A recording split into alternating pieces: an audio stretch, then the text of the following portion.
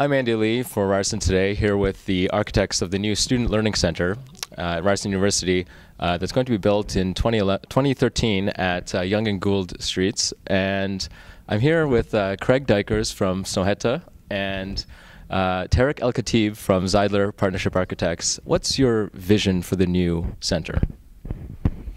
Well, we know what it needs to do. We can't tell you what it looks like, but we know that it needs to engage the students in both an energetic way, but also a way that allows them to find comfort and a place of repose. And similarly, it has to engage with the commercial activity along Yonge Street.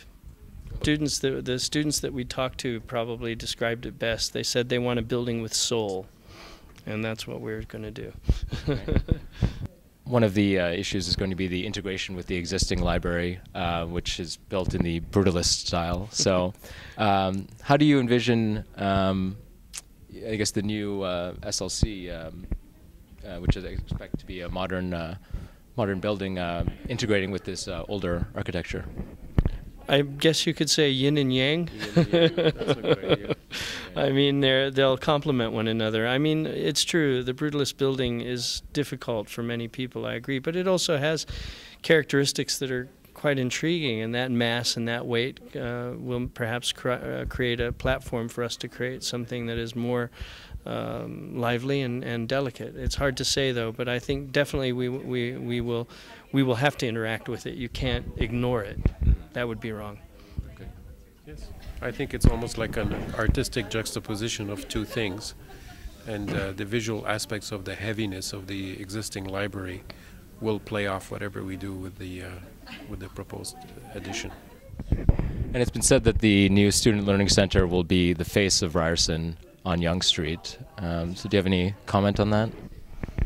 Well, it's a fantastic idea that the university is reaching out and engaging with its surroundings, with its community. So it is more, instead of a face, I would say it's a hand. It's a handshake with the neighbors, and that's always a good thing.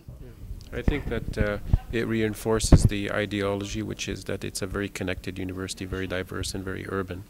And so this is one physical way in which that philosophy gets manifested. Can you talk a bit about, I guess, the partnership? So you're building a joint studio here in Toronto? Well, we're collaborating together, definitely. So our idea is to work with the process all the way through so that we are all together in an organic proposal. We each have our interests and our backgrounds that complement one another, so we want to use those to our full advantage. That's right.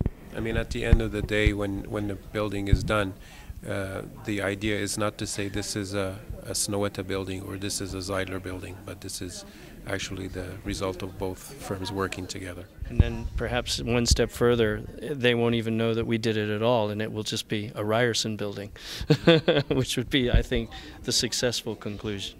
Okay. And do you have any advice for Ryerson students, architectural science or others? You mean for their studies?